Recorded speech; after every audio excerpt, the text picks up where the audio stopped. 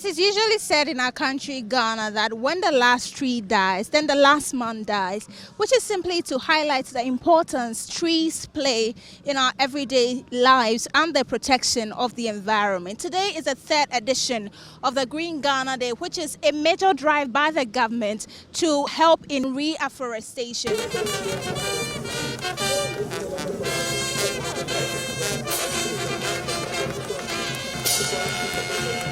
We've been told that we're supposed to be here to plant trees so that we get more trees for the climate. There will be more rain so that save the environment, because having trees around us improves on our health. The idea is really not to just plant trees, but to ensure that they are nurtured and they are able to protect the environment from climate change. We have a team which have been given this particular tax, and we monitor, and even the survival rate helps in your annual assessment. 1, 2, 3.